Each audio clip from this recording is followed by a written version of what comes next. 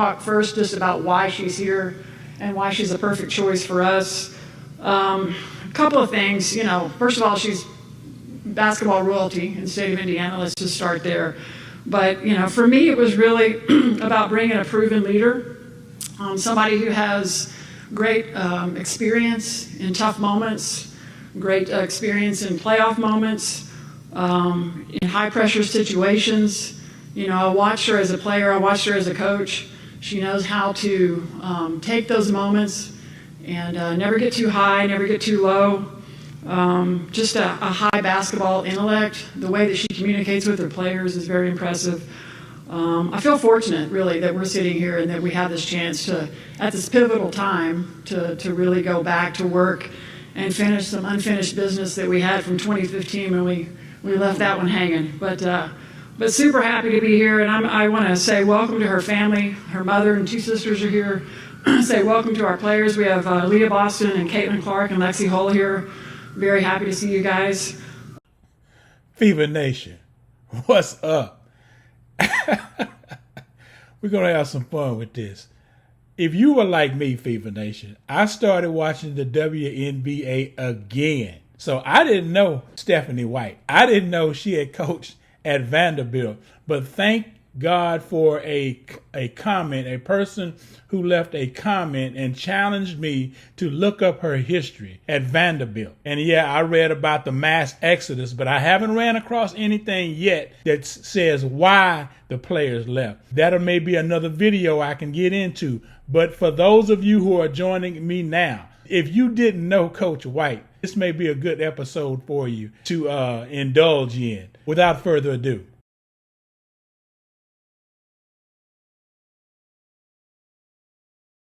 What made you want to take this job? Well, first and foremost, it's home. I mean, this is a franchise in the Indiana Fever, Indiana Pacers that's in my DNA. Grew up in Indiana, played in Indiana, played with the franchise, of course, a part of the franchise when we won the WNBA championship.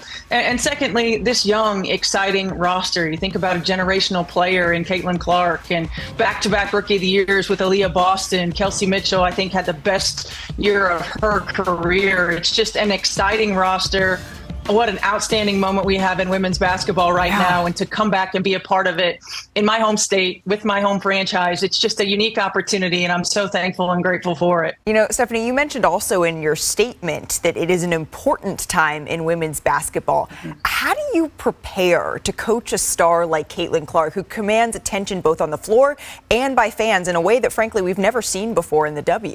I think the greatest thing is just, for me, having been a part of the WNBA for 25 years, having worked on both sides of it in the media and in the coaching realm, and being a player in this league as well. I mean, this is the moment that we've been waiting for. So I don't know if you prepare for it as much as you just embrace it, embrace where we are.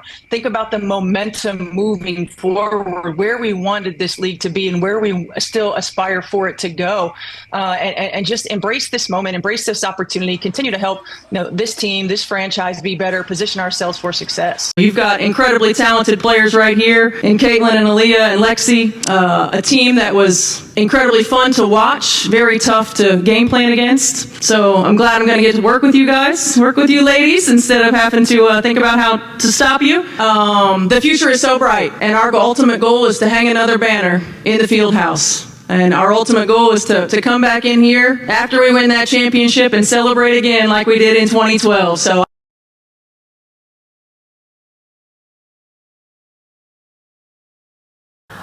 this team was pegged as a contender, coming into the season with the talent, the depth on this roster, and obviously you guys have dealt with injury and roster changes, but what do you think is missing right now from really allowing that to click, that competition with the upper echelon to click on a consistent basis?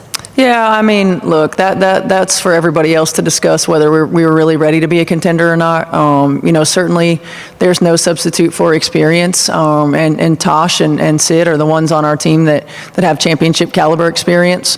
When you listen to Coach White in her interviews, she speaks a lot about experience, championship experience. I think when she mentions that she's reflecting upon the time when she was coaching the Indiana Fever, or I don't know if she was a head coach or an assistant coach. From what I gather and what I've heard, it is mentioned that she inherited a team that was talented. So when you see her in these interviews now versus then, I think she's reflecting upon when she inherited a talented team. So the question becomes, can she coach? Coach, obviously it's tough because of all the turnover and Caitlin being in and out, but to what you were just discussing, when do you think you might have an idea of what this team can be or is and are comfortable stating that? Yeah, I mean, I don't know. That's not something I have an answer to. I think we've had moments, and again, I know it sounds corny to hear the same thing over and over, but it is consistency. Steph, one of the few positives from tonight was Kelsey Mitchell officially passed Mika Catchings in most threes in franchise history. Just what does that mean for Kelsey, and what does that mean for this franchise as a whole? Yeah, I mean, that's what a great honor for Kels. Catch is cornerstone of this franchise, and a Hall of Famer, and for Kels to be able to continue to chip away at a lot of those records, I mean, is an incredible honor for her. I mean, she's been playing outstanding basketball. She's been offensively at times putting us on her back. She's been doing such a good job of getting good shots and getting her teammates good shots and stepping up and making big ones for us. So yeah, I'm proud of Kels. Steph, I don't know if you noticed or heard about it, but during the game, Caitlin got honored as the WNBA Player of the Year in the ESPYs. Just what does it mean to have her impact so far? I mean, there are a lot of really good players in this league, and she got honored as the best player in the league by the ESPYs. Yeah, I mean, obviously she continues to get new awards. She continues to break barriers. She continues to do things that we haven't seen before. I mean, obviously you think about the Stewie's MVPs of the league, and championship winners, and Asia's MVPs of the league and championship winners, and of course Sue Bird, who was sitting in the building today. And Caitlin is so fortunate, as well as all these guys, really. I mean, that they don't know anything any different than the WNBA. Right, like they've seen their idols play. They work their asses off to get to where they are, and to be able to be honored, whether it's the ESPYs or whether it's league awards or whether it's All-Star or whatever. I just think they continue to then lead the way for the other young players that are watching. So we're proud of Caitlin. An ESPY is a big thing, and we're going to continue to support her. But at the end of the day, for our team and our group, yes, we have momentum. Yes, we have one of the greatest players in the game, but collectively we got to put it together, and we've got to continue to lean on one another and be better. I don't know if it's me, YouTube, Fever Nation. You tell me, why does it seem like Stephanie White has a trouble and struggles answering the question about Caitlin Clark? Malika Andrews asked her, what is it like to coach her?